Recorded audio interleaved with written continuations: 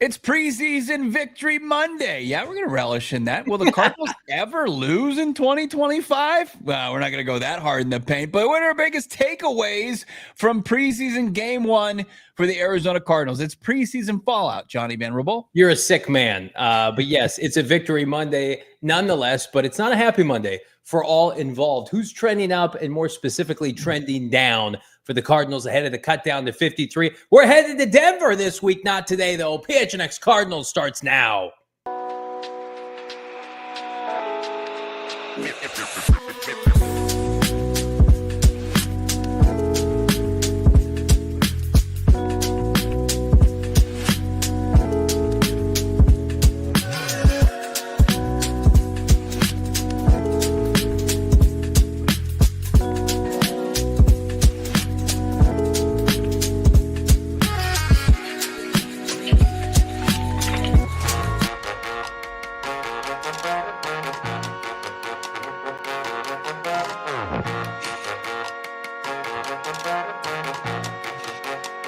Hey, welcome in. Presented by our friends at Circle K. It's the PHNX Cardinals podcast, your premier #1 Arizona Cardinal podcast. Like and subscribe. Leave us a 5-star wherever you get your programming. I'm Johnny Venerable. He's Brack. He's in Studio K, as is my guy, producer Noah, behind the mic. Victory Monday for Sickos. Preseason game one in the books. Cardinals take the dub over Kansas City. We're going to talk about the fallout from that game, plus where things trending toward the cut down to 53. But first, what's up, my guy, Brack? Johnny Venerable, appropriately aggressive with the hit the like command. I love it. What's going on? Dylan Richards back in the chat. What's up, DR? Good to see you. Jules Felix. How about math to the power of the Joe? Tony Schaff. I see you, Kojo Nation. I love it. Chubby Stacks. Yeah, it's great to see. Hayden, how you doing? The thumbnail does go hard. Full transparency. Me being kind of an old head, didn't really know what it. Oh, of course you didn't. But yeah, here we are. It's a great little Monday, and we're going to talk some Cards ball. We're going to hear from Will Hernandez, Jonathan Gannon. How about Xavier Weaver, up and coming playmaker for the Cardinals? We are not short on content. Really good show today, Johnny. Yeah, everybody hammer that like button. Of course, the goal on every football Monday through Friday, 500 likes for your boys. And get us ever so closer to 50,000 subscribers for PHNX Sports, parent company. We appreciate everybody here. We had a banner weekend, by the way. Shameless plug. Myself, Bo, Noah, Britton Golden making us return to the podcast. PG. Big numbies because of all of you on Saturday. We're going to keep things going. And so will the Arizona Cardinals. So I do think it's important to debrief slightly. So you and I were on the post-game show together, but not physically. Not like, our regular comfortable setting here, Monday through Friday.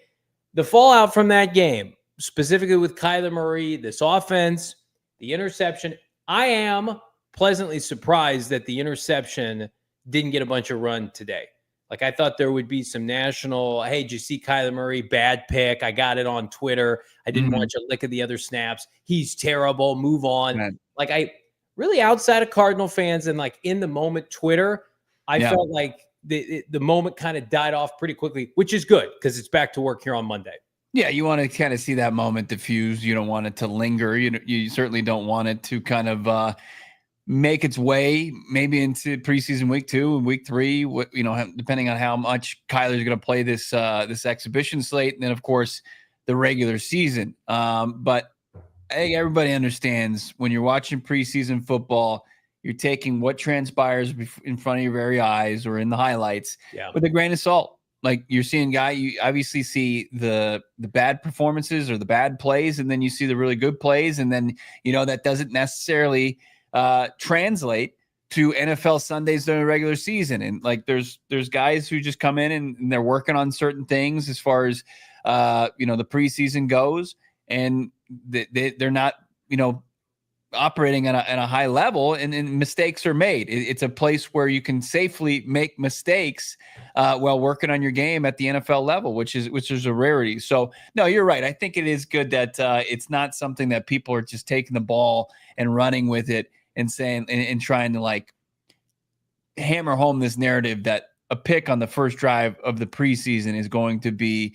the determining factor of whether or not Kyler Murray in a pivotal season, because of what's on his resume and what's not on his resume, that I think all of us would agree with, is really kind of going to telegraph how things are going to go. Shaft saying he saw it on the internet that people were critical of Kyler Murray. I'm talking about ESPN, Fox. Like it's about Caleb Williams not playing, right? I think that's been a big narrative. Where's Caleb Williams? Why is he not participating? JJ McCarthy.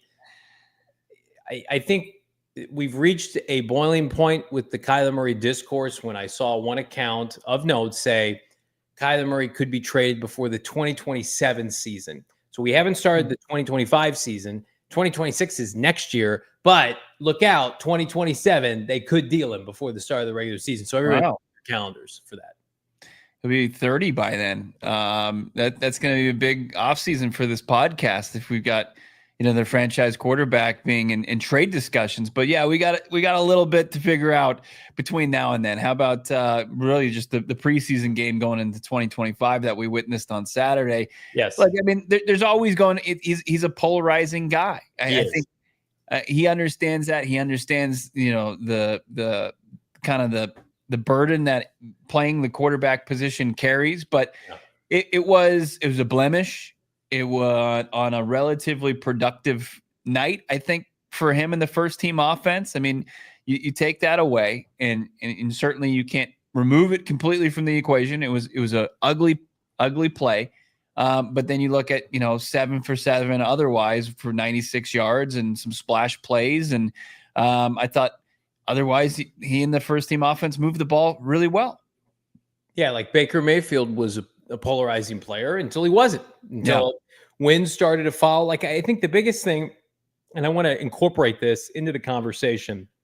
So The Athletic polled, and this is just kind of an impromptu thing, but The Athletic polled a bunch of GMs, coaches, players. 6, right? Was it 6? Yeah. And they basically put together like their hierarchy of quarterbacks in the NFL. And Kyler Murray was not in Q1 or Q2, but he was the first quarterback listed in Q3, 15th overall. And Brock Purdy, take this for what you will, was 14th overall. Mahomes wasn't even first. So he's a top tier 3. And again, like, I think he can fluctuate between a top 10 quarterback and a quarterback where this ranking put him. Yeah. And the biggest kind of common denominator with the write-up, but I'm paraphrasing, is just got to win more games. Yeah. And that we remember his rookie season, and it wasn't about winning. It was about, can he play in this league? What's it look like? Can they get some mojo going? He wins Offensive Rookie of the Year, but again, minimal expectations the next year. And I just feel like I brought this up a lot, Bo, when we talk about, I don't want to hear about his skill set. I know it's special, right? I know he can make every throw. I know he can move in the pocket. It's got to be about wins and losses. And by the way, Kyler Murray agrees with that. This isn't some hot take. So that's the narrative nationally. I think everybody's just kind of at the point where there has to be double-digit playoff berth this year, or what the hell happened? What's the common denominator? So I think everybody's on the same page. And the beauty of the NFL is they're going to settle it every Sunday. We're going to have 17 weeks, 17 games, hopefully more, to basically have a jury out. There's not going to be new regime, bad contract, injury. We're going to wait. We're going to see how this goes. It's literally going to be, we're going to have a definitive decision one way or the other. Yeah, no, it's especially when you take a look at that list done by The Athletic, and I think Mike Sando was the one that put it all together there. Of course, the former czar of the NFC West. He's a resident Cardinal hater. He's a huge Seahawk homer, by the way. Big time, right? And I think also you've seen Kyler Murray's name is bandied about like different NFL scouting departments too. Sometimes it's not looked at fondly, and it's a big encapsulation, especially when you've got like Brock Purdy and Jordan Love and Baker Mayfield and a lot of players just narrowly ahead of him on this list. Yeah. It's a lot of what they've done, what Kyler Murray hasn't done. It's a lot of what they've accomplished and what he hasn't accomplished. It's what has happened versus what can transpire in the future. Right. the big confidence and conviction that the Cardinals organization has with Kyler Murray. And I know you don't like to hear the skill set thing, but his skill set mixed with his leadership, his competitiveness, and now I think how prepared he is going into year 3 in this offense. We see it 15. I think 15 is fair right now, given how the last couple of years have gone, battling back from injury, where the organization has been. I know there's a ton of variables that go into it, but now, like, if you want to go move ahead of that, then we're talking about fringe top 10 to in the top 10. And in order to do that, you have to have the success. And we're waiting for that. And I think it's going to come. Every quarterback that's listed ahead of him has been to the postseason more recently. Some quarterbacks, it's like they're in the playoffs every year. And then Kyler's getting the benefit of the doubt. Listen, it's not slander. I think to your point, it's respectful. He's above Aaron Rodgers. That's a given. But he's above Tua. Tua's been a playoff quarterback more recently. So is Trevor Lawrence. So is Geno Smith. So is Bo Nix. So is Sam Darnold. So again, like Russell Wilson, like they're, Kirk Cousins, all these guys have been in the playoffs recently. Now, the playoffs aren't everything. And we've outlined it on the show. Like Brock Purdy is the biggest, in my opinion, playoff fraud because of the roster. And, I think Kyler Murray, I have made consistent, not excuses, but, backings of K1 because he came into the best division in football, not the AFC South or the NFC South, with Steve Keim and Cliff Kingsbury. And he had to go up against McVay and Shanahan and Pete Carroll. That, who's to say Kyler Murray wouldn't have won the AFC South or the NFC South a couple of times? But that's the NFL. Sometimes you're drafted to a team or franchise that's not buttoned up, and then you just so happen to go through these ebbs and flows where the 3 teams in your division are flipping loaded, and they're winning 10 games plus 10 games every year. So I do think we're going to have this conversation later. The closer we get to the regular season, the better the Cardinals have chance-wise to win the NFC West since 2021. The NFC West is vulnerable, and I think that puts extra pressure on this team. I know you scoff at that. There's a quarterback in L.A. whose back's broken. The Niners are in absolute shambles. They are. The Seahawks offensive line looked awful in the preseason game, and you got Sam Darnold with no DK Metcalf. I mean, that's a huge adjustment. Yeah. It is right flipping there. It has never been more there. So Cardinal fans, knowing that, last year you were 6-4. LA Rams dead in the water. You let them back in. You got to do it this year. You got to do it. Got to do it. And look, you got, a top 10 easiest schedule in the league. And I'm sure a lot of your division mates are there too, because you're going to be able to feed off of the AFC and the NFC South respectively.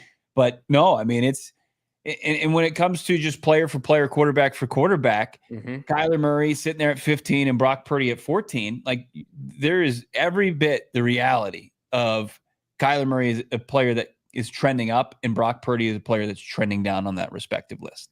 It's that's actually how I see it. Like for Kyler, he's got a group of budding playmakers where Brock Purdy started his career with the Avengers as far as his playmakers, and that's no longer the case. It's the furthest thing from it. I mean, you got Kyle Shanahan today in a press conference running off a long list of key players, including playmakers like Brandon Ayuk, that they're not going to have any expectations to really come back and be available for the Niners until week 6. Over a quarter of the season will be in the rearview mirror. Nearly half of the season is going to be in the rearview mirror, and they're not going to have guys like Brandon Ayuk or Mustafa the safety. And this is just like a watered down version of the roster that they've been putting out there the last couple of years.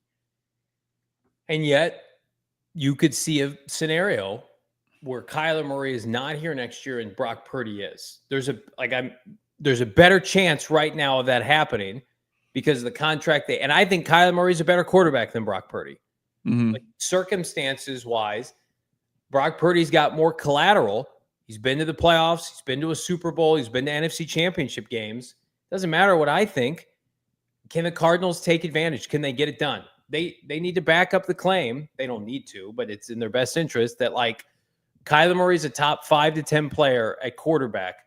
And when they have equal rosters or a better roster, you need to destroy them. Yeah. You need to wipe the floor with them. Mhm. I mean, honestly, if all things are equal, you should do that. And he did that last year. He went into San Francisco and beat them straight up. So, again, this might sound like we're being critical after a quarter of a preseason game, but the optics of the interception were bad. It is not anything to worry about because it's a preseason game and they have the regular season on deck. But I think the pressure is only increasing. And I hope that this regime, again, there is so much riding on this because Michael Bidwell has been patient. He's done a great job in terms of supporting his GM and his head coach. You don't think he knows that the Rams are vulnerable or the Niners are vulnerable? Like, this team spent a bunch of money. You got to at least get to the playoffs. I didn't say playoffs or bust before the regular season because, Seattle won 10 games. They didn't get there last year. I think I'm at playoffs or bust with what's going on right now. Given the fact that the trajectory of the NFC, I think 3 out of the 4 teams in the NFC North are set to take a huge step back. Everybody but the Packers. The Cowboys are in shambles. The Commanders look bad with their depth, right? Outside, Green Bay, legit, contender. Philadelphia Eagles, legit contender. There's so much slop in the NFC, and you have the up-and-coming talent. You got to flip and be playing in January. No excuses. When the Cardinals and just how they're built, I mean, I think as far as the trenches and the offensive and defensive side of the ball, it's just going to play and it's going to show up week in and week out to where you didn't have that, going last week. It's kind of like pivot a little bit, and then we're going to get into our trending up and trending down. But I mean, the first team offensive line, I was pretty blown away with their performance. Oh, unbelievable. I mean, Kyler Murray is virtually unscathed, untouched, dropped back, I think, to throw, what was it like? Did he have 10 dropbacks? And he didn't have anybody breathing down his neck the entire time. The left side of the line is nearly solidified. You added, depth as far as Will Hernandez, who you'll hear from, you can gauge how close he is. But I mean, we knew they were going to be a good unit, but I think that this is going to be a firm top 10 offensive line in the league. They were dominant. Tip Ryman, who we're going to talk about, you brought him in to do one job, and man, he knows how to do that job. Do we want to get to some? Listen to you just sing the praises of Tip Ryman. Some of us, we change. I've changed. I changed my stance. You got to make the playoffs this year. Why don't we holster the JG clips? Because I think they work well with trending up, trending down. Right around the corner, we're going to have a conversation about who stepped up Saturday, who's due for an expanded role, and who could be cut, who could be done with the Arizona Cardinals. That's coming up. Hit that like button. It's PHNX. I'll tell you what I liked, cleaning up with my friends at Bet365 on Saturday. They called me a madman. They called me a sicko, yet I'm cashing it all the way to the bank. The Bet365 preseason game 1 parlay, it hit, and it hit big with our friends at Bet365.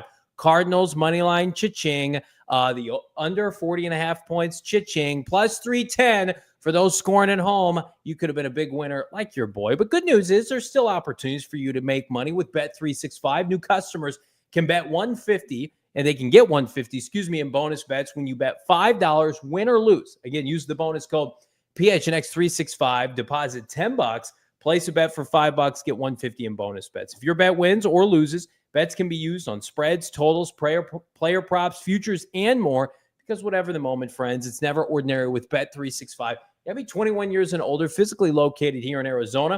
If you were someone you know has a gambling problem, wants help, call 1-800-NEXT-STEP. Text next step to 53342 or visit problemgambling.az.gov for more info. I'm going to tell you right now, my dad's in town. I was talking to him. He's already like, what are we doing this weekend? We going Denver money line under again? I think you run the under back regardless. I'm not ready to commit to a money line. I got to see him at joint practice. Yeah, you've created a monster over there with a little hot start to preseason. Never hurt anybody, right? And take that money and reallocate it a little bit to your overall financial health and wealth with Monarch Money. Monarch Money is the top 2025 budgeting and money app, according to Wall Street Journal.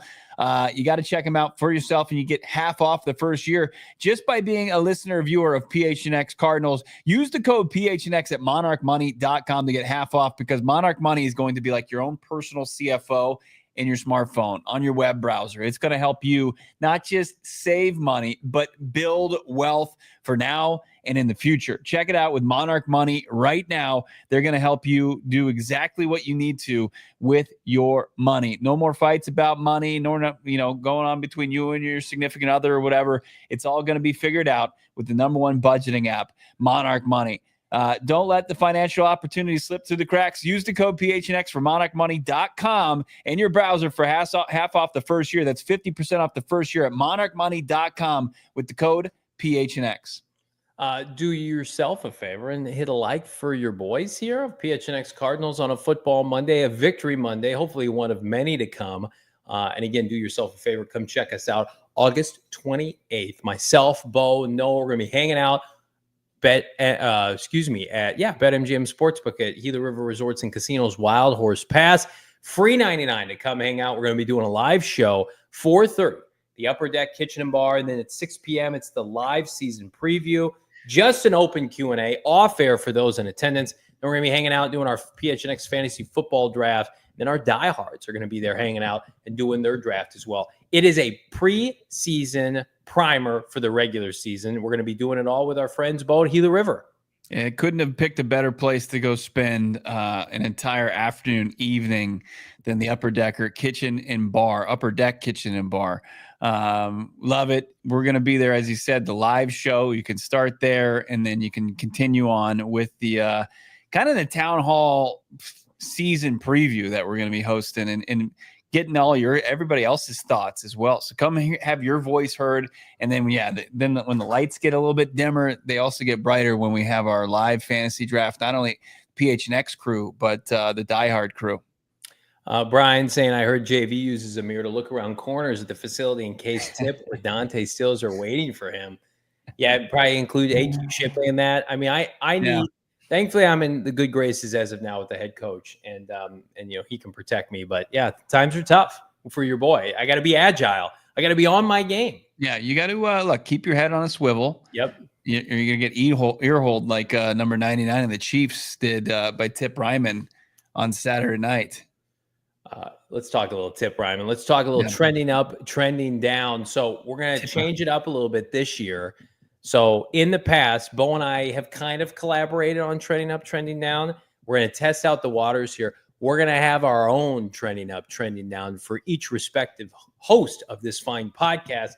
And thus, we're debuting a new segment of sorts. I'm going to defer to my co-host, who is trending up, Bo Brack. Let's get into it. The good stuff, right? The positivity. There's a lot to be positive about. You get a dub, right? I know we talked about the pick, but let's get into my trending up. I'm going to say that, as I mentioned, the first team offensive line, Kyler Murray and crew coming away with clean uniforms, because Paris Johnson Jr., Evan Brown holding it down on the left side, Yelda Froholt, Isaiah Adams just being beast on the remainder of the interior. And then Jonah, he was out there. He was a part of it, but I really liked what I saw from the first team offensive line, pushing people around, especially in pass pro. Give me the Cardinals offensive line trending up, even though I liked what I saw from them, just kind of running it back with that group. Anyway, I'm just mentioning him, Tip Ryman. I liked Tip. He made a catch earlier in the second drive offensively. Yeah, he did. Injured a poor Chief that got a little too low there, got his bell rung, and then Tip just got nasty and just earholed number 99, and then finished it off. Unfortunately, drew some laundry there from the official, but you liked what you saw from what he was up there as far as one of the top graded run blockers for the Cardinals on Saturday, and that's his calling card. So Tip Ryman, he's trending up. And then Darren Hall, we talked about it in the post game. I think he's somebody that maybe has jumped the likes of Keitrell Clark for a potential roster spot as we look to kind of fill out the rest of this defensive secondary. Darren Hall had a fantastic game on Saturday. Nearly had a second pick. PBU machine there for the Cardinals with the second group. But I think he's a guy that's shown that he can play legit big boy NFL snaps. Love your list. Offensive line, so impressive. I went back and watched the replay of the game. this weekend, and I saw some of the clips you were posting, Teo Mackie of AZ Sports, like Isaiah Adams is advertised. Paris John, the play in which the cutback for Trey Benson, there was a play where just kind of the wave of the Cardinals offensive line engulfed the Chiefs defensive line. And there was no Chiefs or Chris Jones per se, but Karlaftis was in there. Isaiah Adams was dominant. So was Paris Johnson, by the way. And then like Evan Brown and Jonah Williams were solid as usual. Like that, what you got from Jonah Williams, that's good enough. Can you do that during the regular season? Very promising. And then the tip is the cherry on top with the run game. And if here's where we're at. If the Cardinals have any concerns about this quarterback room and if whether or not this is sustainable, then I'm sure they're going to double down on what worked for them in the past, and that's the run game. But listen, you had to level up your run game too. And we saw last year, Cardinals could run the ball on almost everybody until, late in the season. Couldn't do it against Seattle. Go check the tape. They got engulfed. Like, you will need this offensive line if you're going to win a certain style, late in the year to be a top 5 unit. So can I push back on that a little bit? I think as far as the first team offensive line and maybe where they struggled as far as the run blocking, like sure. I didn't even need to see that Saturday night. Like I don't even need to see it the entire preseason. Like, I feel confident that they can dial it up in the run game. They've shown it now. They've got like 2 seasons worth of tape that shows that they can be bullies in the run game. Like I would much rather them in the preseason show that they can be as legit as they were in pass pro, like they were on Saturday night. No, listen, no issue with that. I'm going to tell you right now, though, last year in Seattle, okay, Trey Benson was the Cardinals' leading rusher, 4 carries, 18 yards. I mean, not great. That couldn't push around Leonard Williams. Now, given the situation, I don't know who was missing that game. I have to go back and look. Did Will Hernandez play? I don't think he did. So, no, he was already out by then. Yeah, and then Jonah Williams was just coming back, but like you got to be able to run the ball on the good teams too, Cardinals, and so that I need to see that. But I'm with you. I love your list. Darren Hall, I think firmly over Keitrell Clark at this point. How many corners they keep? I like your trending up. Here's your boys. My trending up for PHNX Cardinals after a preseason Monday. Jordan Birch. Jordan Birch was probably about the quietest in terms of like the top 4 draft picks the Cardinals had. Hell, he might have been behind Denzel Burke in terms of like the run he's been getting. And guess what? None of that mattered. None of the Twitter fluff mattered. You put the pads on. He abused the Chiefs' backup tackles on Saturday. He was probably the Cardinals' most consistent edge rusher. And again, you could say like, oh, it was backups for the Chiefs. Well, this isn't a top 20 pick now. This is a developmental late 3rd draft pick. And he showed me a lot. He showed me that this is absolutely somebody who's going to eventually make an impact. And the beauty of this pick right now is you can holster this in the garage until it's time to take it out for a spin when you need it, when he's ready to do it. You do not have to throw him to the wolves like Zaven Collins before he was ready to do it. Ojulari, too many eggs in his basket last year. You got Sweat, you got Browning, you've got Calais that can play the edge. Maybe B.J. Ojulari comes back, right? Zaven Collins, you've got players to play an edge rusher that you don't have to force this kid. But again, the ideal situation is he and Walter Nolan are both going to be pivotal building blocks of this front 7. Fired up to see, the number 52 out there wrecking shop. Yeah, I thought that the sacks that were nullified by penalty, I was rewatching the game today. It was the offsetting penalties, like it should have just been a Jordan Birch sack on that play. This is the part of the show where I'm going to be the better man, the bigger man, and I'm going to say something that I never thought I'd say. Not only is Amari DiMercato underrated, I think he's a better NFL running back right now than Trey Benson. And again, that's going to seem like a hot take. I thought Trey had some nice moments on Saturday. I think Trey runs, for my liking, a little too east and west sometimes. I thought when he entered the game with Jacoby Brissett, I didn't love some of his choices. All Amari DiMercato does when he's in the game is pick up yards. And so, again, I think I've developed a stigma against him because it's associated with Drew Petzing conceding 3rd and longs. But I was so impressed with his ability to catch the football and his decisiveness when running with the football. And again, Like you could push back on this. This take may not age very well, but I agree with Steven in the chat.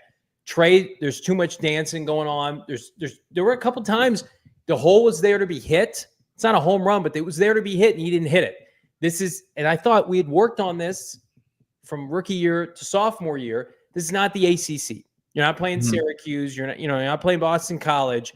You can't get the perimeter and take off. And so I think Trey's going to be a nice player for this team, but there's a reason they re-signed James Conner. If Trey Benson was the heir apparent, in my opinion, I mean, I think they would have gone a little bit different. If we were at training camp last year and Trey Benson looked unbelievable, they probably wouldn't have re-signed James Conner.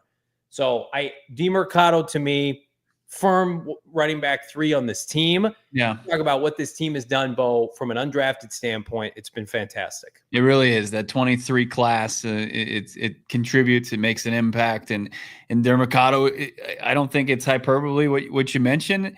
There is a difference. I mean, DeMercado is a guy that played a lot of college ball. You know, he's a guy that played at the JUCO level. Exactly. That's what I was going to say. 26 years old. Trey Benson's just turned 22. Right. Like he's young, still a little green playing the position. DeMercado, he's a guy that's going in his 3rd NFL season, and he's got some, a lot of, he's taken advantage of every opportunity. He's a self-made football player. He's earned everything that he's received, and he deserves more, I think. And that little pitch and catch that he had with Jacoby Brissett, it wasn't something to just say, hey, that was just a preseason touchdown. Like I think he showed good burst. I think he showed, a good ability to be evasive, elusive.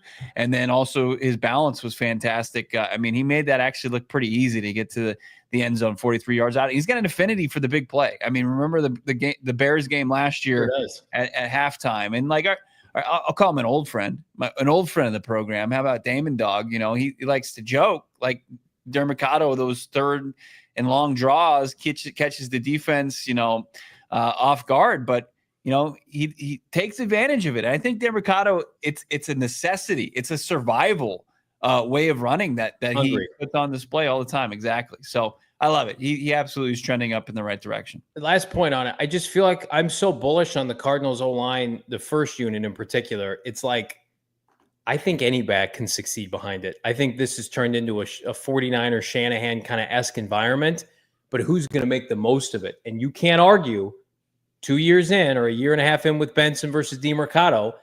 DeMercado has big plays about every 4 to 6 weeks with this team. Yeah. Trey Benson has not had a big play for a touchdown in 17 plus NFL games. Where the hell is it? Where is the 4.3 speed from the combine? This team desperately needs somebody to break a long play. The receivers need to do it this year. Kyler Murray needs to do it, and the running backs. Like that's if you picked one thing for this offense, it's like breakaway long touchdowns, right? Not nickel and diamond. Trey Benson was supposed to do that. Where is it? So I'm still waiting, Trey. But this next player might be able to help with that. Let's look at the last player on my trending up. It's Xavier Weaver, darling of the undrafted class with DeMercado he was last year's undrafted player. So this is his sophomore season as well. He survived 12 draft picks. They had 12 guys that had their name called on the 3 days in the draft. Xavier didn't have his, but he survived. He is, I think, slightly undersized in terms of his frame. And I think that you're still kind of working with some of the routes that he runs, and his hands are good, not great, but he possesses speed that nobody else, and I include Marvin on the Cardinals offense, they just don't have, right? And as why we were a big proponent, maybe bringing back Christian Kirk, play the slot. I think you need to incorporate Xavier Weaver in some capacity with the starting offense because of what it represents. Yeah.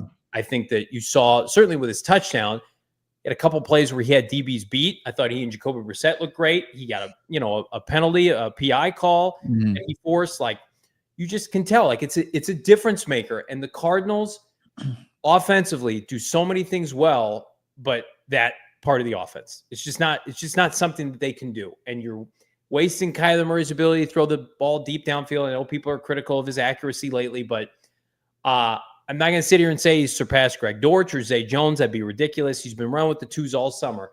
But that was pretty eye-opening where it's just like, this guy has a skill set. You might want to use it. Yeah, I think he's a guy that they're big on his skill set. I think that there's also a want for more consistency from him because they see what is the potential is. Like I think JG likes what 89 provides, but Weaver they need to see it more consistently, especially making those big explosive plays downfield.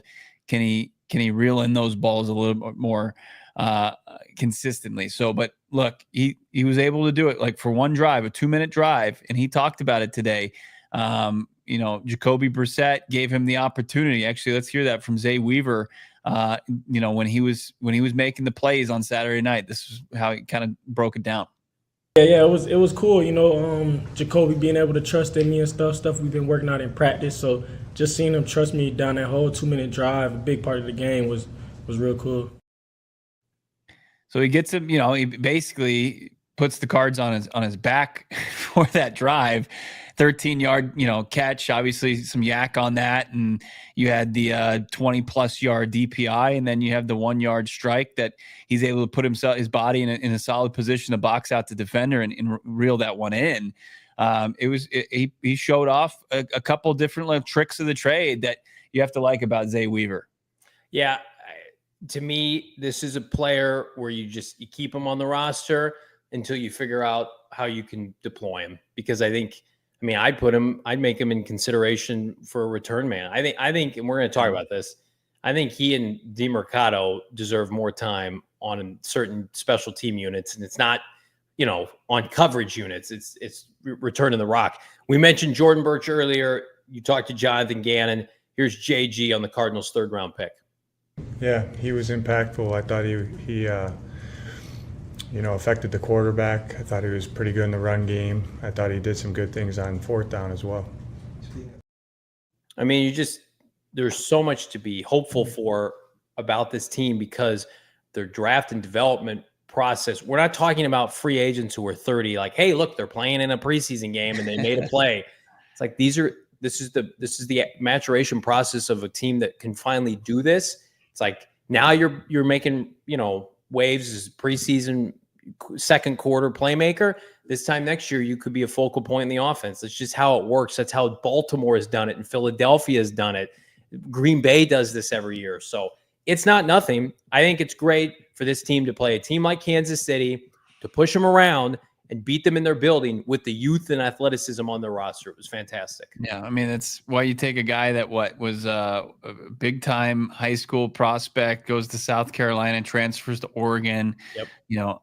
Just unbelievable size and athleticism, and Monty Ossenfort, plucks him in the 3rd round, and it's just like so simple, right? You take these athletes and you give them some good coaching, and that's what you get. You don't go take the undersized guy from as my co-host likes to say, Panera State University, and just pray that they hit, which is a huge long shot. It's easier to take these specimens like Jordan Birch because you can see right away, like you can get instant impact almost from these guys.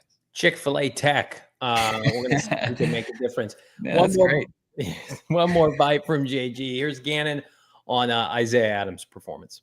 Well, I would say I was very pleased with the entire O-line's mode of play. They know that's what I want and what I believe in. But where Isaiah has made the biggest jump to me is his technique. And then you pair that with the skill set that he has, how big and long and strong he is. When he plays with proper technique and gets to his technique before the D-line, he can win a lot of reps. And I think in doing that in OTs and then training camp, his confidence has grown, because he's kind of the proof's in the pudding. Like when you do it like this, look what happens, And he's got a lot to work on, just like everybody. But he's playing well. I mean, it's kind of sounds a lot what we just were talking about. Yeah, Adams. I mean, what more can you say? I think fans are on board with it, and even with Will Hernandez. I think like this Evan Brown, Will Hernandez, Isaiah Adams thing is just going to work itself out. Like the stars are going to play. Will's going to get ready, and we'll see. How the season transpires. We're going to hear from Will right around the corner. Plus, Bo and I are going to give you our trending down lists. And, they're not pretty. That's coming up. I'll tell you what is pretty, though. Being able to check out at a bank, a credit union close by with a ton of locations and getting your money when you need it. That's Desert Financial Credit Union. Plus, if you're an Arizona sports fan, there's no better place to do your banking than Desert Financial Credit Unions. And speaking of which, for more than 85 years, they've been Arizona's largest, most trusted local credit union, dedicating and creating exceptional experiences by giving back to the community, providing financial solutions that make lives better. You can get hooked up right around football season's coming up here. You can get a debit card branded with your favorite team. Hopefully it's the Cardinals, but you can also get ASU, Northern Arizona University. Look for Desert Financial for checking, savings, mortgages, loans, credit cards, investment options, and more. Join a credit union that's committing to giving back to the community, sharing successes with members, and plus they're going to hook you up. Open up a free checking account online, get 200 in bonuses. All you got to do, go to desertfinancial.com/200 to get started. It's downright nasty outside here in the Valley of the Sun. 110 today. It's been up there over the 110s far too often recently, and you know that your AC is working overtime.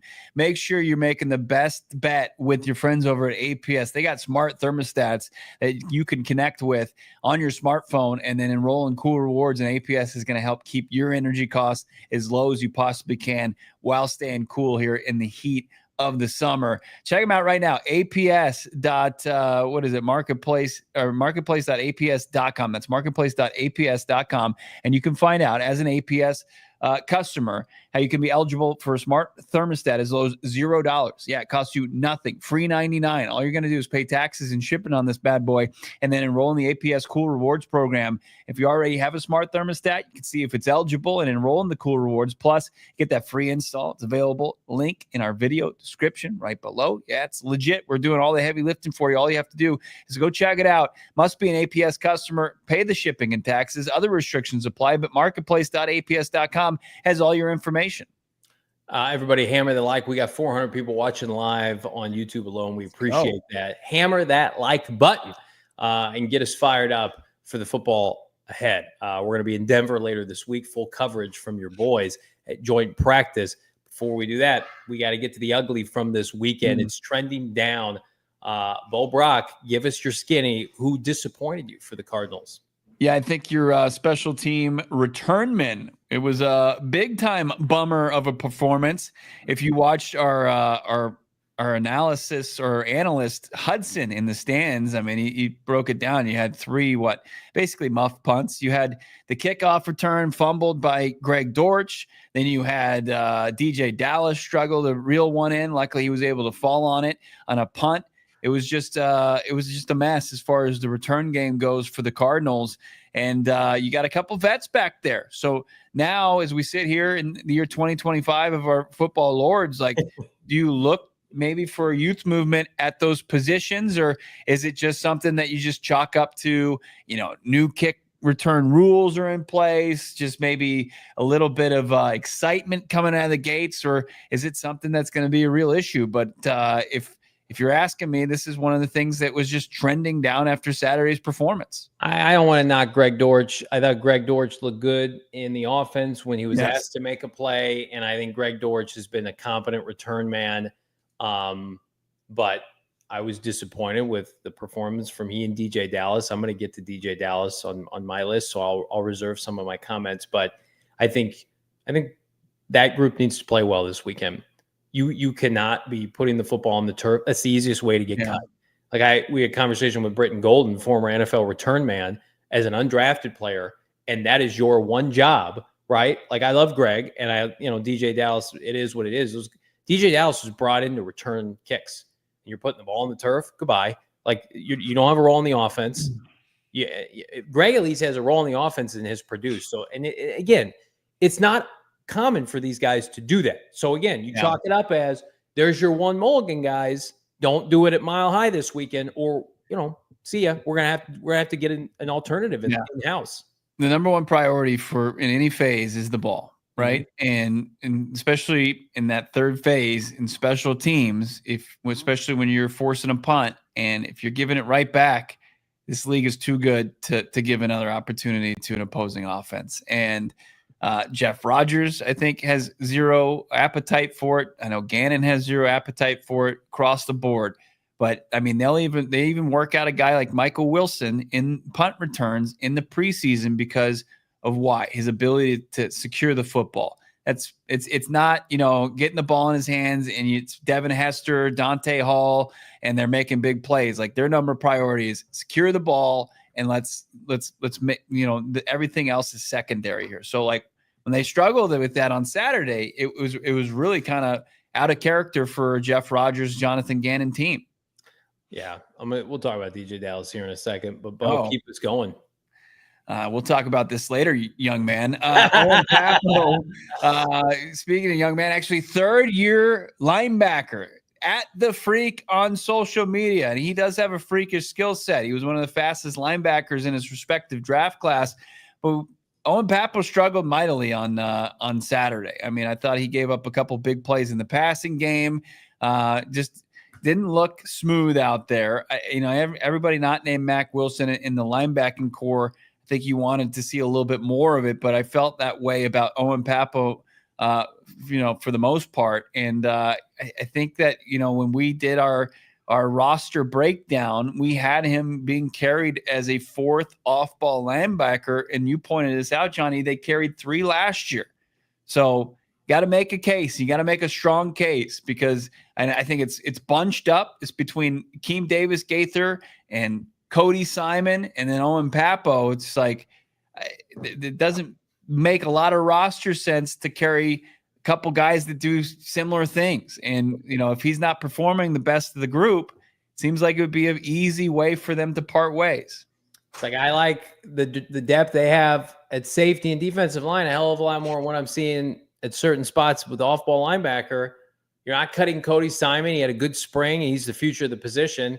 Hakeem Davis-Gaither needs to show out on special teams. And unfortunately for Owen Pappoe, I mean, you could become expendable. Could Keaton Crawford, in a weird way, make Owen Pappoe expendable? Could Elijah Simmons make Owen Pappoe expendable? Those are the conversations that you're having. Because, again, Owen Pappoe got in relatively quickly on Saturday and looked bad. Looked bad against Gardner Minshew. So if we need you to play, if Mack Wilson Sr. misses another game, gets a concussion, God forbid, and Owen Pappoe goes in the game, you can't slow down Gardner Minshew in the passing game. That's a huge concern. So yeah, I just that play was in the flat. Yeah, because mostly saw it because following Will Johnson and looking at how Will Johnson looked, and coverage downfield was good. All the Gardner Minshew was to dump it off to one of the tight ends. I think it was Noah Gray, and I mean, he was off the races, and Owen Pappoe it looked like, Isaiah Simmons in his first game as a pro. How about Isaiah Simmons against the Packers this weekend? That's what it looks like. Owen Pappoe's had 3 training camps with this coaching staff to prove that he's a starting capable off-ball linebacker. And unfortunately, that time could be dwindling. And Bo, speaking of dwindling time, position. I mean, one point I'll make. I mean, at this time last year, the joint practice in Indy, like Owen Pappoe was one of the top performers there last year. So it's kind of puzzling to see like how, uneven the performances have been. Yeah, let's keep it going. I'll wrap up my trending down with somebody who I've been accused of sitting at the lunch table with and carrying water for, Clayton Tune. Clayton Tune. And here's how Clayton Tune's trending now, because I think we all understand that this is going to be a 2-quarterback active roster when the roster is cut down, and it's going to be Kyler Murray, it's going to be Jacoby Brissett. But I've always been pounding the table that's going to be Clayton Tune on the practice squad. His familiarity with the system, his third year, they like his skill set, they like the player. It's just you look at the performance on Saturday, and it was kind of Groundhog Day from other preseason performances from Clayton Tune, and that pick on his first series is just really bad. And, I think it's unfortunate, but he's trending down, man. Like I liked what I saw, outside of the pick from Kyler. I mean, he was the guy that was, looking for plays downfield. And I think Jacoby Brissett, given the pressure he was facing, getting rid of the football in the manner that he did, he looked like a steady backup. And then, you looked at a guy that's like, is this an NFL caliber quarterback? And I think that's a fair question. I've been pretty consistent with this take. I was with you up until probably about a month ago. You're trying to win games to get you to the playoffs this year. He cannot play in a regular season game. Mm-hmm. Yeah, that's not – some guys are just not like built to start in the NFL. Even if you put them out there and you ran the ball 40 times, the turnovers are a huge problem. The intercept, like you can be erratic. And then if you're a playmaker and you got some moves and you get a splash play here and there, you cannot be turning the ball over. The Cardinals had a minus point differential last year, or a turnover differential last year. They ain't winning the division if that happens again. They're not having a winning record. So it would have to be DEFCON 1 if Jacoby and Kyler miss time. Your third quarterback, you can put him on the practice squad if you want, just to say he's on the practice squad. We like him. If Jacoby and Kyler goes down, he's not starting for them. You got to get a Snoop Huntley in here. You got to get somebody who started games that can just move the chains with this offense and do the Brock Purdy. And, Jacoby Brissett did this well on Saturday night. Just, not push the ball downfield, but to play point guard. Yeah. It's unfortunately for Clayton Tune. I think that, like Owen Pappo, you've had 3 off seasons and time's up. Yeah, we probably hit the end of the road there. And look, I mean, it's tough. I mean, you're not getting a ton of opportunities. You came in, you get thrown to the wolves. You're the sacrificial lamb. Final ditch effort to get to Kyler Murray after Josh Dobbs had his opportunity here, and it was brutal. It was a historically bad performance, and that's the one piece of tape he has on his NFL resume. And then he's just basically working with the twos the rest of the way. It's a tough way to get better. And it's too bad because I think the organization had a lot of faith in him. Yeah. But again, it's a 5th rounder. We've romanticized some draft picks because this franchise takes them more seriously than they've ever have been before. You have a 5th rounder who's been a good teammate and has done his job, and he's a great human being. And I hope he can hit his pension and stick around the NFL. Not everybody's going to work out. But here's the thing with this franchise is they're going to give you every opportunity. So again, if Clayton Tune's time ends with the Cardinals in a month, I think all parties involved, hopefully feel good about what they accomplished together. I'm going to turn around the break, and we're going to rip some people. It's PHNX. I'll tell you who I'm not going to rip. I'm going to tell you who I'm going to put on a pedestal because they're always doing your boy right. They're always doing me right. It's Circle K. Circle K with the Inner Circle right now. The meal deal matrix, friends. $3 meal deal. Hot dog, tornado, Frito-Lay's chips, Polar Pop, $3 right now. $3.99? No, it's $3 out the door. Plus the $4 meal deal. Breakfast Sammy Hash Brown Bang energy drink. That'll get you going. That'll get the juices flowing.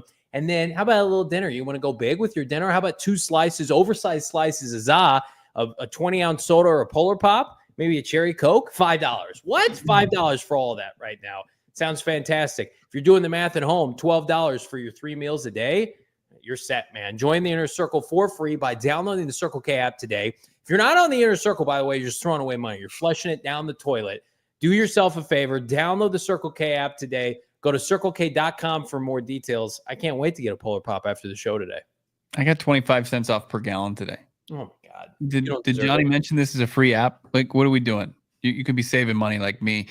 Look, you've got your favorite team. They've got their home field advantage. Cardinals won in front of the Red Sea on Saturday. Your home deserves an advantage as far as flooring goes. How about check it out with Empire Today? Dedicated flooring pros who live and breathe flooring every single day. It's not like going down the aisles of the big box store and people have no idea. They were working at Jack in the Box a week ago. They don't know what they're talking about as far as what type of products you need, how it's going to be installed. Not the same with Empire Today. You check them out. They flip the script on everything. They bring the showroom right to you. You can see it with the virtual floor designer. You can also set up, your free in-home estimate with them right now, and you can save as much as $350 right from the jump just by being a listener or viewer of PHNX Cardinals. Check them out. Go to empiretoday.com/PHNX and then put in the promo code PHNX, and you're going to save $350. It's a bit redundant. We apologize for that. PHNX, but you're going to save money, $350. It's an easy thing to do. Check it out right now. EmpireToday.com/PHNX, code PHNX for $350 off. Schedule your free in-home estimate with Empire Today right now. It's the segment that never ends, trending up, trending down, because we got a lot to say here on a Football Monday. Hammer that like button. Is this the third segment of trending? I think it's second. I'm going to tell you right now, I'm going to get to my players here in a second. But again, all of this is said with the utmost respect for the person. This is a business. The NFL is a business. We're trying to win games, trying to make the playoffs. I you guys know, like, I'm not here romanticizing the Gardex and the Lucettas of years prior. And guess what? Those guys are gone now. It's like, we can have fan favorites, but at the end of the day, are they contributing to wins? Are they doing what's necessary? Here's my trending down this week. Let's see it, Noah, man. Christian Jones was atrocious on Saturday. He was one of the worst graded players for the Cardinals offensive line. 5th round pick last year out of Texas. I do not feel comfortable with him being the 4th tackle on this roster. Kelvin Beachum, rightfully so, did not play because he's a grandpa. So it's like, okay, when you take Jonah Williams and you take Paris Johnson Jr. out of the lineup and you don't have Kelvin Beachum, by default, it's supposed to be Christian Jones who's the best player. Christian Jones was not good enough for this team over the weekend. His PFF grade, again, was in the 40s. Then I look on the flip side. Does anybody want to take a guess what Josh Fryer, the undrafted kid out of Ohio State, his PFF grade was? 71.1. He was much better. And again, he had the one pressure. You give up a sack. He had the one pressure he gave up that I think was the only, I mean, Isaiah Adams gave up real pressure bad rep he had. Mm-hmm. I just, Christian Jones is his 2nd year with the team, 43.6 PFF grade, and it looked bad. And then he had to come off from injury. I'm glad he's okay. He went back. It looks like he went back in the game. Or no, he left the game entirely, didn't he?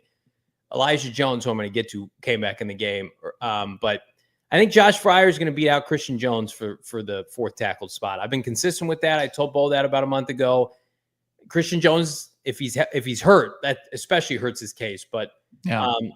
5th rounder, Bo. I have very minimal expectations for that draft pick. Yeah, I think you could part ways with Christian Jones and legitimately bring him back. I don't know if there's going to be too much, too many teams looking at Christian Jones potentially right now.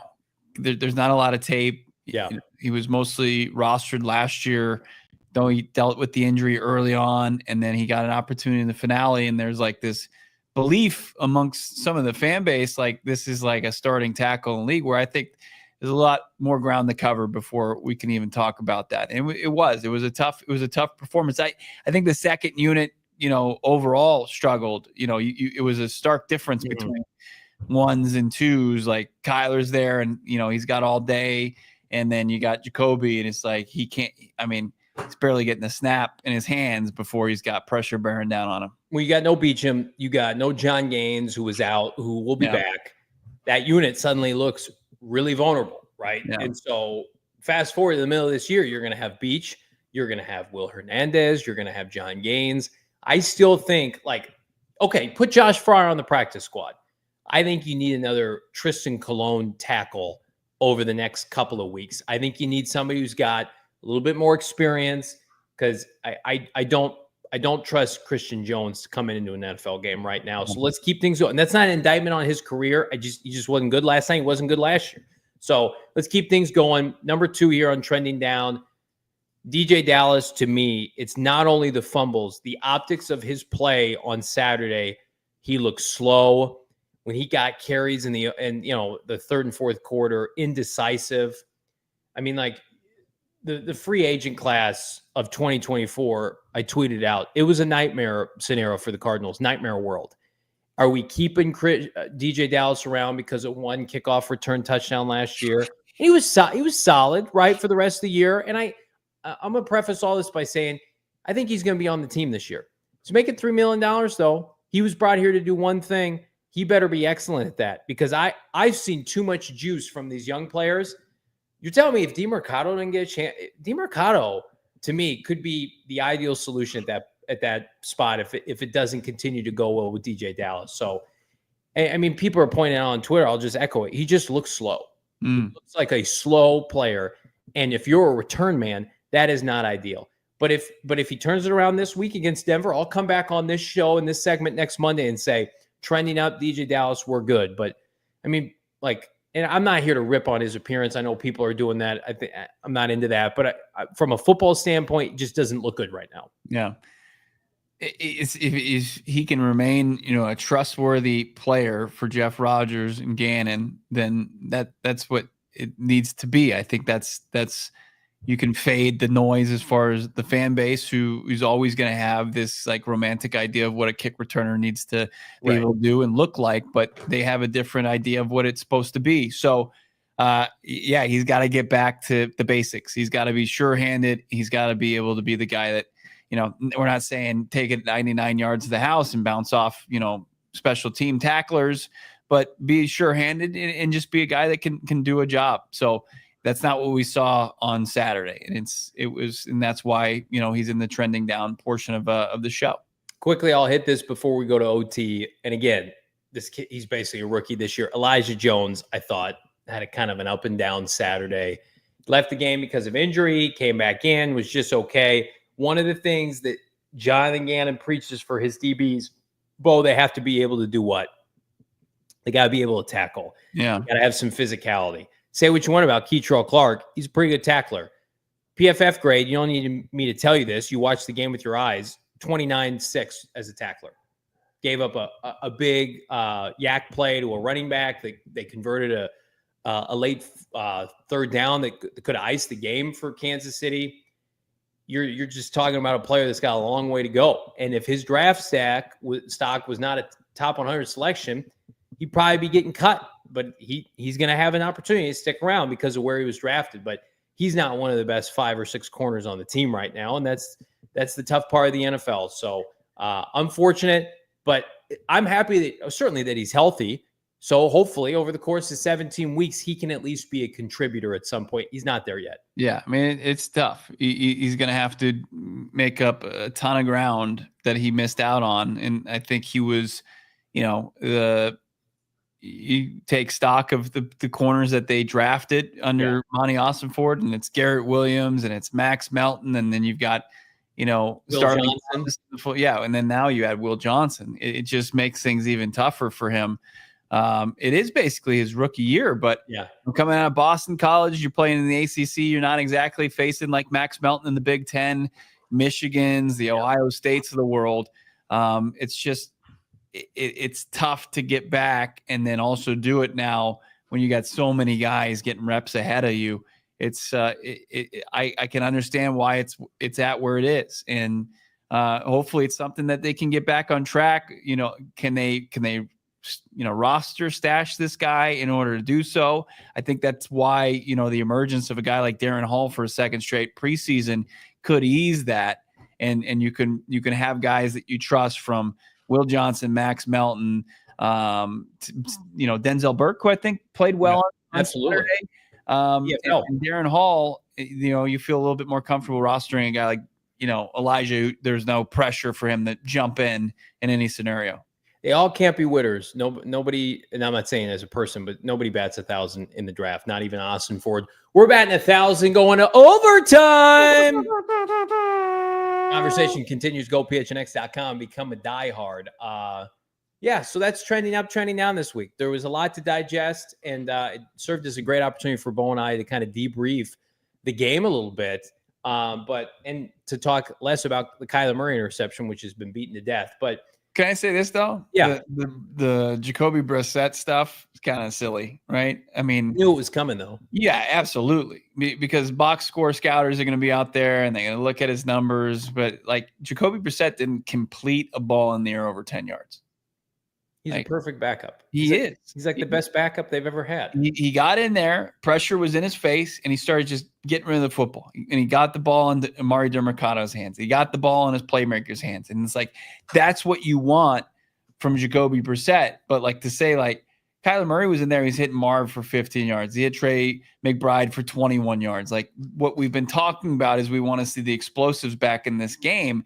And sure, like Jacoby Brissett was a part of some plays that turned in and developed into explosives, but we want to see the ball pushed downfield.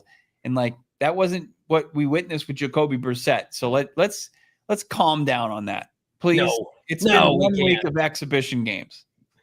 People are saying, Chav saying Jacoby gives us peace of mind. It felt more safe with Jacoby Brissett in there.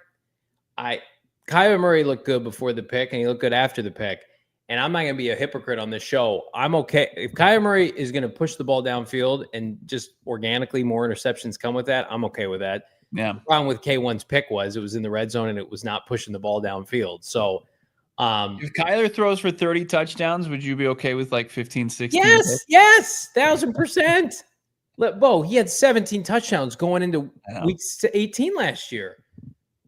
He's never been a big turnover guy. He's never been, I was talking, I think it was Brian on Twitter. I was like, you can argue like when his picks come and when they, the time of year and the quarter, maybe I'd have to look, but like he's never had more than 12 picks in a season. Like it's just really, Kyler Murray throws a touchdown instead of a pick to Marv. Like people are just like this, we're going to the Super Bowl. It's just the crazy difference in the preseason agenda.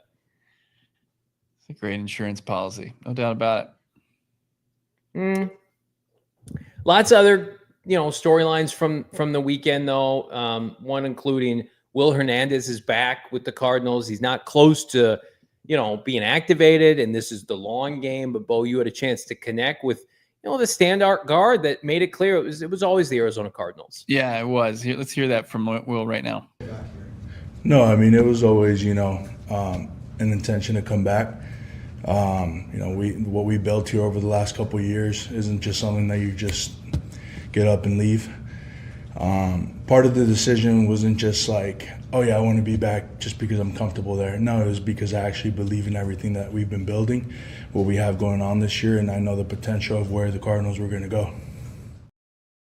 When you have players talking about an organization like it's a relationship, like it's like there's something's going on culturally that players just gravitate back towards, and they say like there could be an opportunity here, maybe there wasn't, but the fact that he wanted to come back to the situation that bodes very well. Like people in February are going to get lost in the report card grades because like the facilities aren't going to be up to snuff again. Yeah. But like the culture as far as the Cardinals organization, it's showing and proving to be top notch. And Will Hernandez decided to come back and try to finish what he started with his guys. It's what you want to hear about the team that you root for.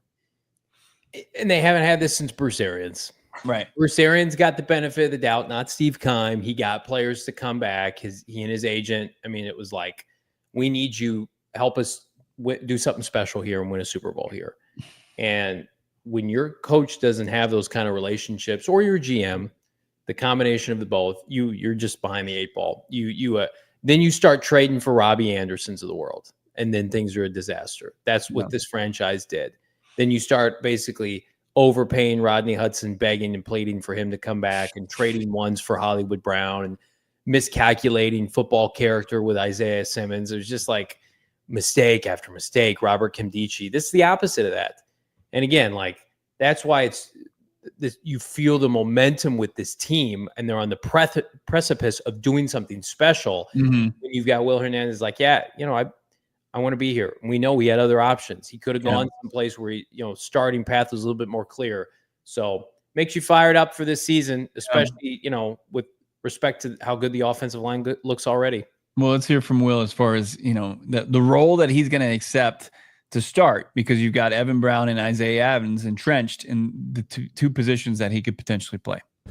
At the end of the day, everything is really, the way I see it, is up to me.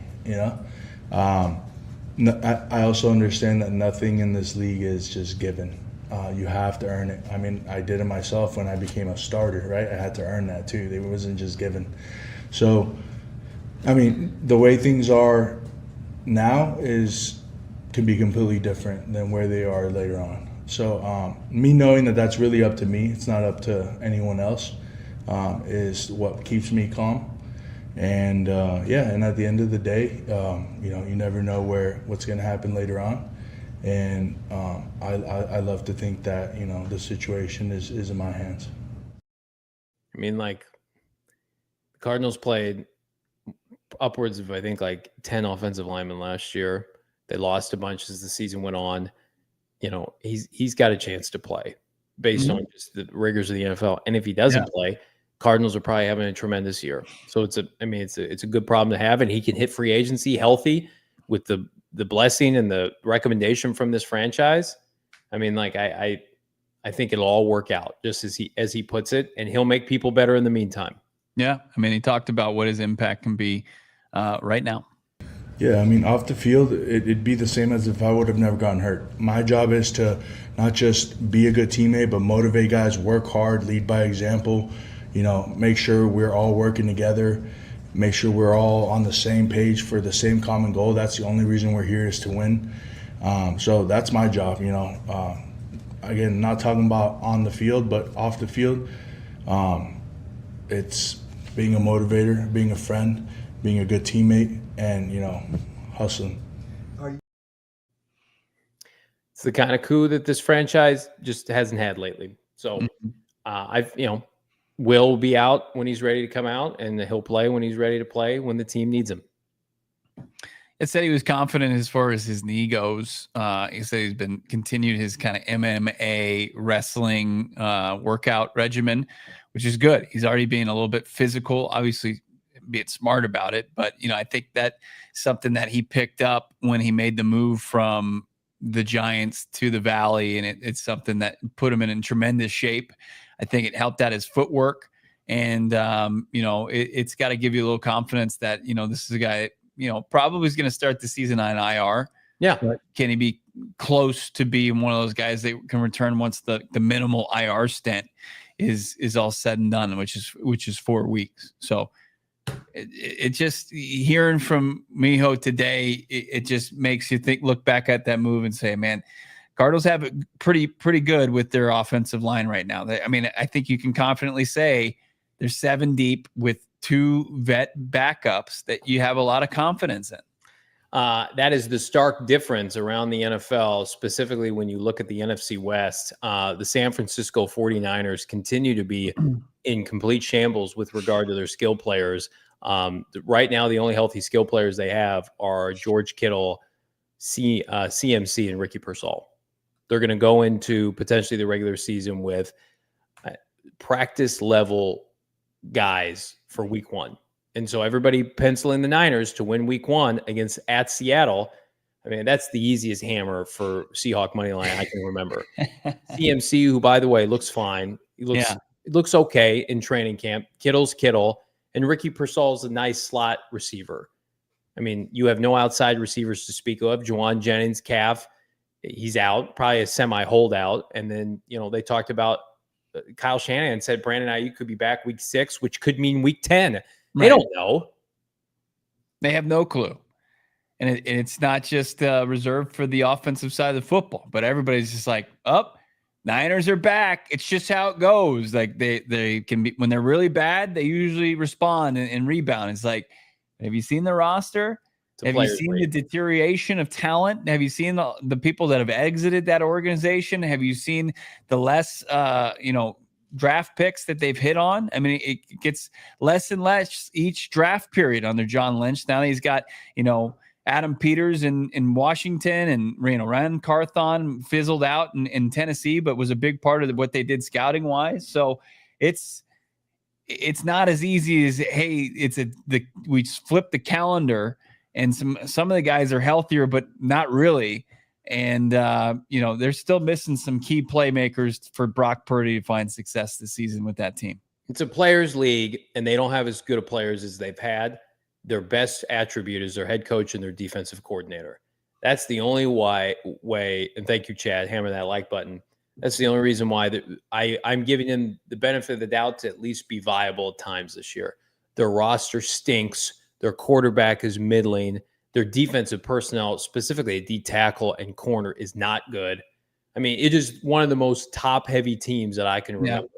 I mean, week 3 to me, Johnny, becomes a must-win for the Cardinals. Not like a must-win in the sense like you need this to go, where you want, and like you could weather a loss. But it's just as far as like pound for pound where the Cardinals are, and as the rosters stand right now and how it's trending, like they should be able to handle the Niners come week 3 because, like you said, like your secondary shouldn't have a big issue covering potentially Ricky Pearsall and Juwan Jennings. No. I mean, you need to put them in the dirt in week 3. I mean, Bosa, Warner, and Trent Williams are making almost $60 million combined this year. And then you toss in Kittle. That's another. Now I'm up to $75 million. Brandon and I, 5 or 6 players combined for about $100 million. this year for the 49ers. And then everybody else, it's just kind of the slop of their draft busts. And they're hoping with some guys in free agency have never proven anything. Their defense will be better because they're better coached this year. But I don't think, like, the Cardinals were well coached 2 years ago with Nick Rawls and Jonathan Gannon. They couldn't stop the run because at the end of the day, it's a players' league. They have nothing to speak of at defensive tackle. I mean, they're going to be the Cardinals from the last 2 years, specifically 2 years ago, when they're scraping the bottom of the barrel during cut downs, during trade deadlines, practice squad guys. In the Cardinals, we saw what they did to the Kansas City Chiefs on Saturday. Yeah. You go into Santa Clara. I've been consistent with my messaging with this. I want to see the Cardinals throw the deep ball. You have my permission to go to San Francisco and pound the rock 50 times that game because they're not going to be able to stop it. And then what we've got with Los Angeles, you've got a trailer that's been parked outside. Let's see it. No, I think we have a photo. Right. Matthew Stafford, I believe, has been placed in carbonite until they find out a good nice. remedy for his back. Either that, or I think they're replacing his bones with antimonium. I butchered that. The metal that Wolverine. You're close enough. You're good. Yeah. That's Matthew Stafford walked into his immortal chamber. Immortal advertises itself as a wellness device that aims to optimize human performance and promote holistic health through the combination of non-invasive technologies. He's not practicing today. He's in some tank of fluids, we think, and they're just injecting it into his 37-year-old withering away spine. He's going to play, and the Cardinals need to, like, he's going to be like a skeleton man out there. You need to take him out. You need to make him feel uncomfortable. There were teams that took out Kurt Warner. And he's like, I'm done. Now it was with, Sean Payton dirty play and he got suspended for a year. But like Jeff Fisher did the same thing to Carson Palmer. These guys who are immobile, old, and can't move, and they're hanging on for dear life. The Cardinals have not been able to take advantage of that. Now they can. You need to whip up on Matthew Stafford. Do everything you can, Nick Rawls. Send the house at him. He threw 21 touchdowns last year. Yeah. And they were a defensive team. And now you've got him, as Bo says, in carbonite, freezing chamber, back to tank, whatever you want to call it. It is never. I tweeted today. It's never been more over. Yeah, it's right there, Cardinals. You have a 27-year-old freak athlete at quarterback who can move better than anybody. You need to take their immobile quarterback and just say your NFL career is done. Is he Uncle Rico in there? Is that what he's doing? I like who called him is Avatar. Like, look, if there's like a 9-foot blue version of Matthew Stafford that comes out onto the playing field, I know they're really digging deep there. It's not a good place. Like, get prepared to speak Jimmy G, Rams fans. Don't you think he's got a shot to play week 1? Matthew Stafford? Yeah. Or no, Jimmy sure. G. Oh, yeah, but like they're doing everything within their power and like outside of their power. Like this is panic mode stuff. This is like sending Christian McCaffrey to Germany for cutting edge, treatment. What's the state of that's why everybody just is like on bated breath for whatever Kyler Murray does. Cause it's all right there. Go ahead. You look at their non-division schedule and you're like, this looks, especially compared to last year, this looks easy, right? You have the easiest opponent to start. Anybody see Tyler Shuck's, pick 6 over the weekend? I know you see the 50-yard bomb, but he had an egregious pick 6 before that. And then, Spencer Rattler and what he's not capable of doing. I saw something that the Saints, they have, I think 5 quarterbacks in their organization, including Kellen Moore, and they have grand total 0 wins under their belt. Like, they were all just like backup guys, like guys that just have never won a football game in this league. And the Cardinals get them week 1, but like NFC South, AFC South, like you could stockpile wins there. But now with the state of the eroding division, like if you get to face a Rams without Matthew Stafford, or you get to face a Niners team like in week 3 where they are not even close to full strength, like that creates opportunities to win games within the division. It's like, if you could firmly go 4-2 in this division, coupled with what you do outside of this division, like that seems like it's the easy path to 11 or 12 wins. Yes, I'm 100% with you. Must win. Panthers, trash Saints, 49ers, who we make fun of daily. It's all right. And again, probably going to be more critical on Kyler Murray because of it. Like, you opened up last year. Their schedule last year was a gauntlet in hindsight. It was really strong. This year, it's like I'm critical of the NFL and how they treat the Cardinals, national perspective spotlight. This is your year where you don't want to feed into that narrative, because if you win, people will take note. People will take note. You will be flexed. Players will get pushed up in the top 100. It's all right there. Eat the slop, bloated statistics, do all of that. On this flip side, if you can't take advantage, then we're going to have really difficult conversations on this show. And again, I think the roster is good enough, by the way, to Kyler Murray can be good, not great, and they can still win games handily. Like, I think they could win a game or two with Jacoby Brissett with the way he looked on Saturday night. So I'm sure that those are the conversations that they're having. So, like, yes, when we play the Seahawks and we play the Bengals late in the year, like, we need to be able to win shootouts. We got to be able to go pound for pound. But early in the year, you ought to be able to flex your roster muscles against these lesser franchises, these lesser teams. Like, you should be so pissed off that the Carolina Panthers frauded their way to beat you last year. You need to put them in the dirt week 2. All that momentum should carry over for them. It's never been more in front of them. Like, the LA Rams quarterback situation could go from, hey, we think we can win the Super Bowl, to we're just going to try to tank for a QB. Yeah. Like, that wouldn't surprise me at all. If Stafford can't play and Garoppolo's out there frauding it up, looking below average, at what point do they're just like, we're going to look toward next year? I could see it. I don't know if McVay ever would do that. With the quarterback class from next year, though, I don't know. I feel like that could happen. Let's get to these super chats. We could just try to bury the rest of the division all day long and do it. It's one of my favorite pastimes. Let's get to our guy. Is it Zong? Yeah. Our guy Zong, $4.99. You boys are always the fastest and most entertaining way to consume Cardinals football. Please predict how many yards, speaking of the Rams, Turd Ferguson gets this season. Laughing emoji. What do you think? I will go 316 yards for Turd Ferguson. I think it would be a good year for Turd Ferguson.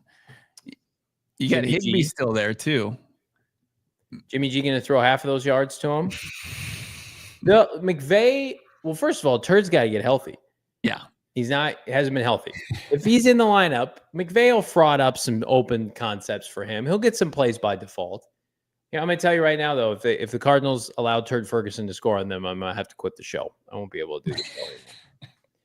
Let's keep things going. More super chats. Bo, how about this? Math to the power of Joe, $4.99. New friend. Math to the power of Joe's becoming a real close friend of the program.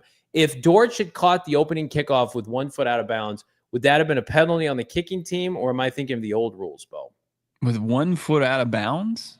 I'm not sure on the specifics of that, but it was when you saw what Butker was doing and how they were, with the dynamic kickoff, they did make it challenging on both Dortch and DJ Dallas as far as just the placement of those kicks. I think Cardinals probably would have gotten knocked for that, but yeah, could be wrong. Daniel Barnett, $2. Wasn't there an angle of showing K1 trying a no look? I think, like, I saw that people trying to rationalize that on Twitter, and again, like, he's not going to admit that on in a press conference, but it just wasn't good. I think we can have respect for Kyler Murray and also say, like, just was a really bad throw. Mm-hmm. Yeah, absolutely. I mean, there was talk. I can't remember which player said it, but said there's some no look going on in practice, like way in the OTAs and stuff like that. So I doubt it. But I've seen the clips and stuff, and you can kind of come to that conclusion. Jonathan Castro, I don't know what's worse, like if it was a no look or if it was just really underthrown football. Jonathan, we all want Trey Benson to emerge as a running back, but DeMarcado has done nothing but earn RB2-3 spot. And again, this team with Petzing and Gannon in particular, like they're going to play the best players. So if DeMercado forces the issue, like Trey Benson to me I think still has a lot to prove. And I don't know if he's ever going to get to prove it the way he needs to because of the position James is in. And that's a good thing because James is the guy. James looked fantastic, I thought, in the game. He's looked great all training camp. But, I mean, this is going to feel like I'm kicking him, while he's down a little bit. But I never thought that Trey Benson was a better NFL running back than Cam Scatterbo. And, again, this is a different conversation. Tyler and Cam's been hurt. But the argument of we can't take Cam because of Trey Benson, yeah. I don't know, guys. $10 from our guy, YouTube user Chef. He's a bad mother. Shut your mouth. Here we go. YouTube user Chef, our guy, $10, was very pleased with the way we played. I think JG is happy with the team. Looking forward to the Denver game. Discord said 15 more days to fix the issue. I'll get another account. Be patient. I'll be in touch. Wow. Well, maybe you can expedite that by letting us know what's going on. We can get that taken care of, Chef. What company, what IT service is like, we got this, we'll figure it out for you. Don't give them your social, Shaft, if they ask for it. Don't. I agree with Shaft, and I think this point isn't hammered home enough. The Cardinals are like so buttoned up. I had family that went to the game. First of all, the game was packed. The home environment, the crowd was fantastic. Cardinals in-game experience was terrific. And the fans were into it. And that's great because, again, like, don't tell me preseason games don't matter. These young players getting experience against that team with that logo on their helmet, against that coach and quarterback, and you're getting a win, and it feels good. So I'd rather be the Cardinals than some of these teams in this preseason that look like ass so far. I think I've got a solution for his Discord issue. Okay. It's I think we just take whatever computer he's using or smartphone, and we just get it into an immortal chamber. Let's just get it in there, and it should fix everything. Okay. It's in there with Matthew Stafford. It's just recuperating. It's utilizing it's optimizing its performance. I need to read this next super chat because it's hilarious. Greg 199. Drew Petzing legit looks like the boss baby in that graphic. I don't know if we're able to pull up the show graphic, but yeah, I mean, do you think Drew had a good night Saturday? Do you think his unit had a good night? Yeah. I do too. I still needed the points, especially the first two. Like, he can't control, obviously, the interception. Right, that's what I mean. And he can't control the Dortch fumble. I never thought, like, the Cardinals offense didn't look good. Outside of that one possession for Jacoby where the O-line looked bad. Mm-hmm. Mm-hmm. There it is. I can see some boss baby there. I can too. I thought Drew was good. And again, that's where the confidence comes from Gannon. It's like, I thought the play calls were on the money in that first quarter against Kansas City. Spagnuolo versus Petzing. I thought he showed out well. Bo, I'm going to pose this to you. Baharo number 3. Looked good. Still doesn't look wide receiver friendly. Is that a concern to you? I didn't necessarily agree with that. I mean, I thought, a lot of the primary playmaking, which was usually going to the tight ends, was going to the wide receivers. Like, you saw plays with Michael Wilson, who found some space. Greg Dortch had some open green grass to work with. And then you saw, the anticipation and timing play with Marv. And then Trey McBride, getting into there. I mean, I know he's not a wide receiver, but I thought the wide receivers, the ball was spread around to them, and it looked as friendly as it has relative to this offense. Yeah. I don't know if it's wide receiver friendly, but I know that Marv's going to get his bulk share of the workload this year, and that's the first step toward confidence. I think when you got to the second group, and it was like a product of Jacoby getting the ball out quick. Yeah. Josh Espada, 199. Johnny, could we trade Scat and put him at linebacker? People are saying it now. I think he would be willing to play any position. I also think it's hilarious that people were like, he's not an NFL caliber running back. He's going to have to play special teams. The injury is unfortunate, but I'm going to tell you right now, there are people that have talked about it. Bo's heard this clip that think he could be like a top 10 producer in the NFL at the position this year. So is that good? Do you want that? Are those good things? He's on pretty different ends of the NFL running back spectrum here. And like, we're going to have to find out a lot about him. And I can see both of them, right? Yeah. But my guy, Johnny, he's going to be on the case the entire season. And he's going to have, of all his fantasy football teams, I don't know how many he's going to play this year, Scat's going to be on most of those rosters. Yeah. If Shane Diefenbach or Anthony Totri they don't overstep. Like, if there's an understanding, like, you play in the Shane and Totri, let me just make this clear. You can clip this. You play in the college space. This is my space with the NFL. Give me Cam Scatterbo. He's graduated from your university. You've had your time. It's daddy's time. It's Johnny's time. I think if anybody has less of a claim to Cam Scatterbo, it's you, over especially Shane and Totri. No. People are saying the opposite. Tyler P. If that could be we have fisticuffs at Gila. You guys look out. Rams D equals very good. Let's not underestimate our rivals. No, Tyler, they're dead. They've never been more dead. They're not any good. Yes, of course. Like, we're not sitting here saying that they're going to roll over. But my point, Tyler, is the Cardinals, it's prime for them to overtake them. If Stafford's a bag of bones and they got to trot out Jimmy G, it's not excusable if you lose to that. Yeah. It's just, I don't care how good the defense. You have a good defense now. You have good skill players. You've got a good quarterback. You should beat them. It's quarterback league. Wrapping it up with our guy Tony B 199. Great show. Any updates on BJ Ojulari or Walter Nolan?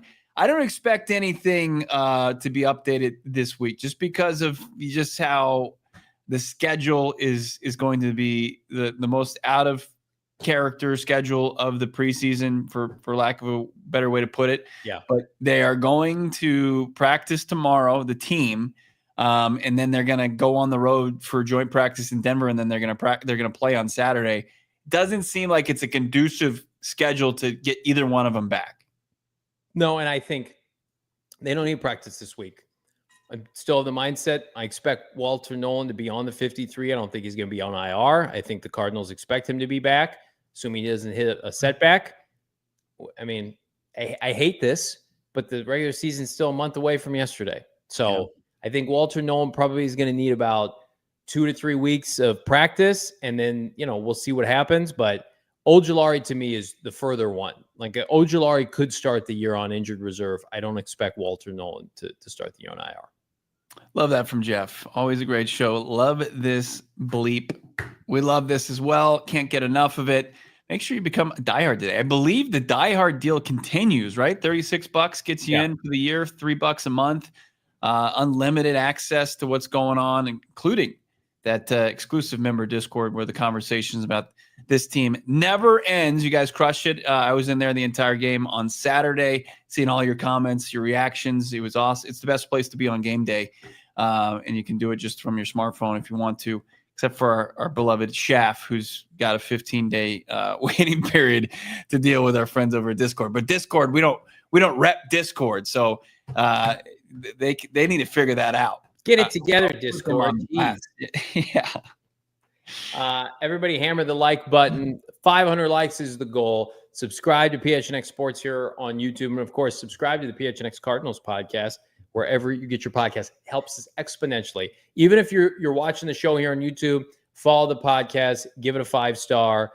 Helps us a lot. Lets us get the best guests possible. Somebody asked this earlier, and I'm going to answer the question. Is Brian Baldinger coming back to the show? Bo Brack, can you answer that? We can. Baldy returns tomorrow with his breakdown and an analysis of the Cardinals' preseason opening win over the Chiefs. So don't miss that. Baldy's going to join us, 5 p.m. locally? So we'll have Baldy back. That's a couple big booms, absolutely, for Baldy returning. We got to get our guy Noah out of the house. So we're going to wrap things up. It's only been a nice 90-plus minutes here at PHNX Cardinals. So subscribe. Like this video, follow along on your social channels at PHNX_Cardinals. For Johnny, Noah, I'm Bo. Talk to you tomorrow, 4:30. We all silly like the mayor.